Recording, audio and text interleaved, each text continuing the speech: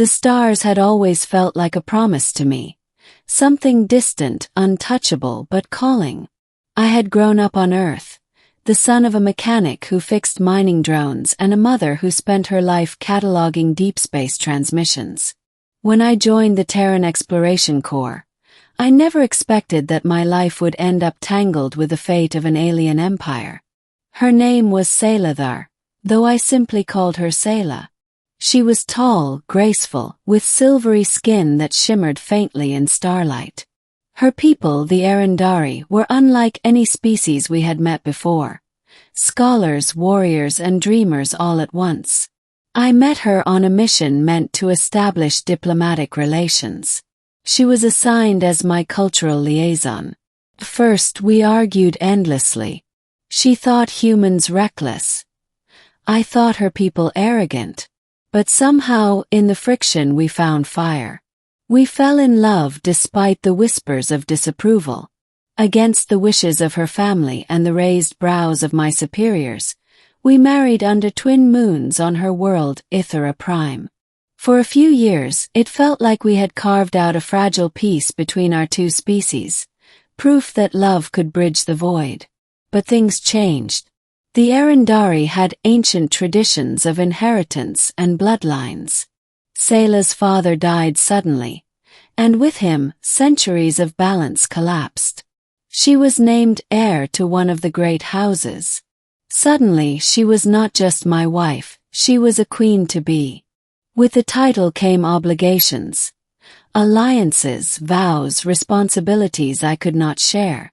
And so, one day without warning, she was gone.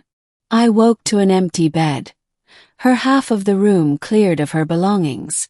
Only a single note remained, written in her elegant script. "Forgive me. My duty is to my people now. You must not follow." The words carved a hole in me deeper than any wound I had ever known. Years passed. I buried myself in work.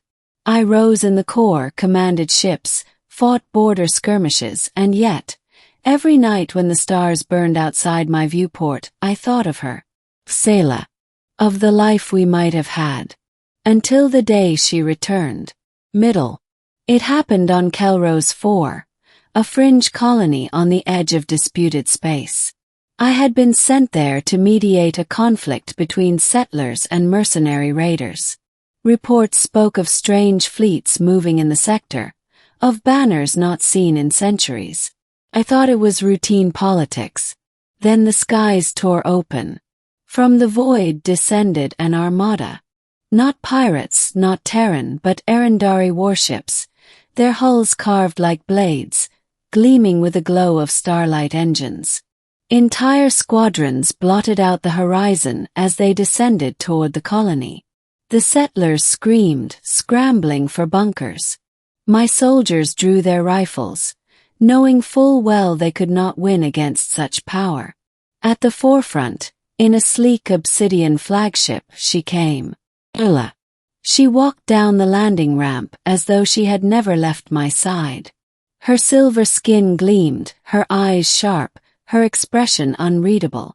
She wore regal armor, etched with symbols of command. Behind her marched legions, Arundari warriors, disciplined and silent, their steps in perfect unison. And me. I stood frozen. My alien wife had left me, I whispered, the words tearing themselves from my throat. And years later, she was standing before me with an army behind her. Her gaze found mine. For a long moment, the chaos of the world faded. The years, the silence, the heartbreak, it all collapsed into the space between us. "Commander Jace Orion," she said formally, her voice carrying both steel and sorrow. "We meet again." I wanted to curse, to demand why she had abandoned me. But all I could manage was, "Why are you here, Sayla?" Her lips curved, not in a smile, but something closer to grief. "Because the galaxy has changed. And because I had no choice." The days that followed were tense. She established her forces outside the colony, claiming she was not here to conquer but to protect. A rival Arendari faction, she explained, had risen to power, one that sought to enslave human colonies to fuel their war machine. She had broken away, gathering those loyal to her, and now stood at the edge of Terran space as both a shield and a threat. But I knew the truth. She had left me to become this, a leader, a queen, a commander of armies. At night, I walked the colony's empty streets, remembering when she had walked beside me, laughing at the strangeness of human customs. Now she wore a crown of war. When I finally confronted her in private, the words spilled like fire. "You left me with nothing but a note. Do you know what that did to me?" She flinched just slightly. "Jace, you swore to me. You swore we would face everything together. And then you chose your throne over us."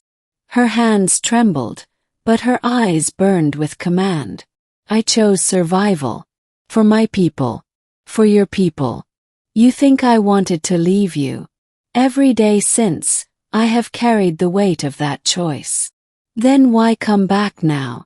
Why show up with an army at my doorstep?" Her voice softened, almost breaking. "Because I need you. Not as a soldier. Not as a human commander. But as the man I loved." The war that followed was like nothing the frontier had ever seen. The rival Arendari faction, the House Veyrath, launched their assault within weeks. Entire fleets clashed in orbit. The sky became a storm of fire. Sayla and I, against all odds, fought side by side once more. I commanded the human defenses. She commanded her alien legions. Together, our forces held the colony. For the first time in years, it felt like we were whole again. In battle, we moved as we once did in love, instinctively, flawlessly, as though time had never separated us. But war is never so kind. House Veyrath unleashed their secret weapon, a biogenic plague, designed to wipe out entire colonies and leave worlds ripe for conquest. When we learned of it, panic spread like wildfire. The Terran High Command wanted to retreat, abandon Kelrose 4, and fortify safer systems. But Sayla refused. "If Kelrose falls, the humans will be broken. And if the humans fall, my people will be enslaved," she said. "This world must hold." She turned to me then, eyes fierce. "Jace, do you trust me?" And though part of me still bled from her betrayal years ago, I found myself nodding. "Always." Together, we devised a desperate plan. Sayla would lead her army in a direct assault on the plague carriers, buying me enough time to infiltrate the Veyrath command ship and disable the weapons release system. It was madness. It was suicide. And yet, it was the only chance we had. The final battle raged like the end of worlds. I still remember the sight of her. Sayla, my wife, charging at the head of her forces, her blade ignited with blue fire, her voice ringing across the comms as she rallied her soldiers.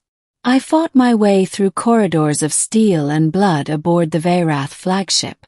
Every step, every breath was fueled by her memory. When at last I reached the core, I overrode the systems and vented the plague pods into the void. The weapon was destroyed. But in the chaos I lost her.